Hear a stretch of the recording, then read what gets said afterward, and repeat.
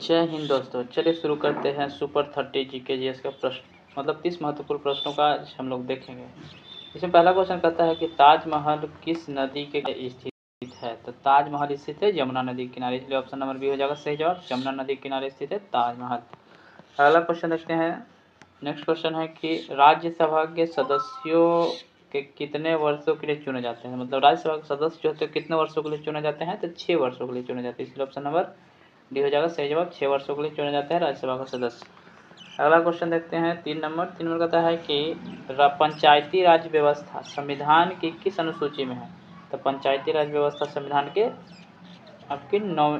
अगला देखते हैं 4 नंबर कहता है कि गुलाम वंश का संस्थापक कौन था। तो गुलाम वंश के संस्थापक है कुतुबुद्दीन ऐबक, इसलिए ऑप्शन नंबर बी हो जाएगा सही जवाब कुतुबुद्दीन ऐबक, 4 का बी।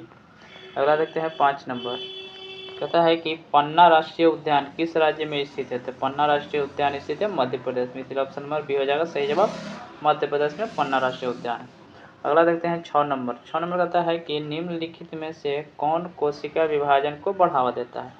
तो कोशिका विभाजन को बढ़ावा देता है साइटोकाइनिन, इसलिए ऑप्शन नंबर ए हो जाएगा साइटोकाइनिन कोशिका विभाजन में मदद करता है, मतलब बढ़ावा देता है।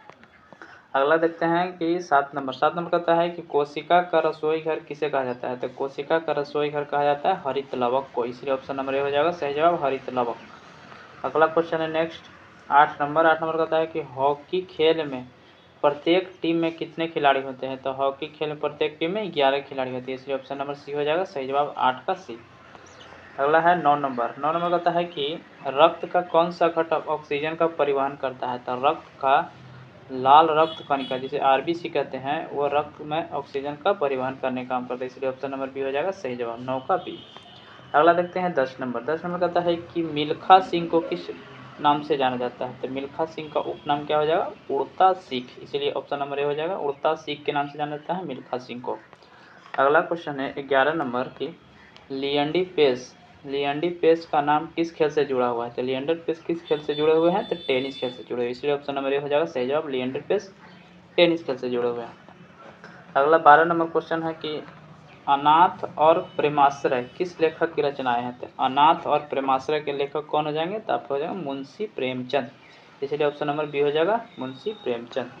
अगला क्वेश्चन है 13 नंबर की एन एरा ऑफ डार्कनेस किसके द्वारा लिखी गई है। तो एन एरा ऑफ डार्कनेस लिखा गया है शशि थरूर के द्वारा, इसलिए ऑप्शन नंबर ए हो जाएगा शशि थरूर।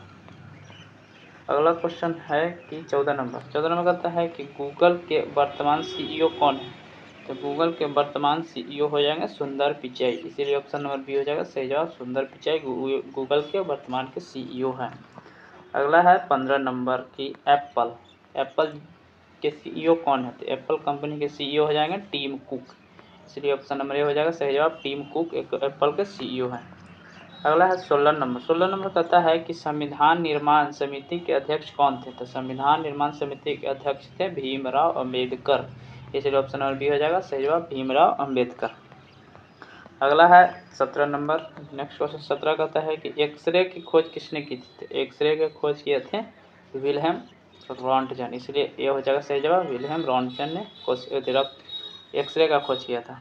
अगला देखते हैं 18 नंबर कहता है कि इंसुलिन की खोज किसने की थी।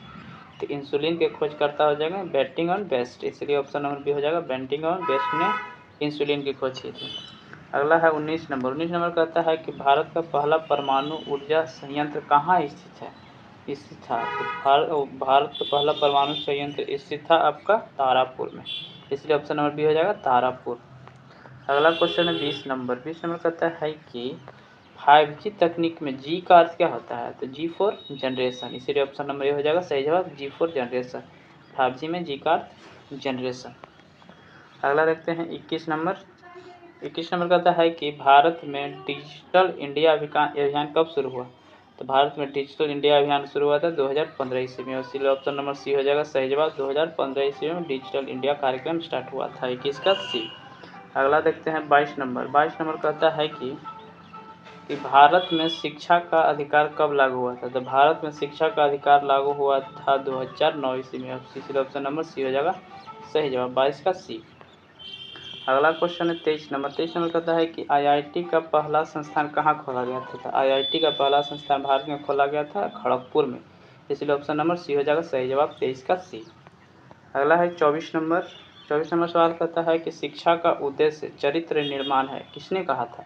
किसने कहा था कि शिक्षा का उद्देश्य है चरित्र का निर्माण करना?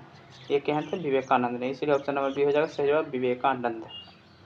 अगला देखते हैं 25 नंबर। 25 नंबर कहता है कि स्वदेशी आंदोलन कब शुरू हुआ था? तो स्वदेशी आंदोलन शुरू हुआ था 1905 ईस्वी में, इसलिए ऑप्शन नंबर ए हो जाएगा सही जवाब 1905 ईस्वी में स्वदेशी आंदोलन स्टार्ट हुआ था। अगला क्वेश्चन देखते हैं 6 नंबर 26 नंबर। 26 नंबर कहता है कि साइमन कमीशन भारत कब आया था?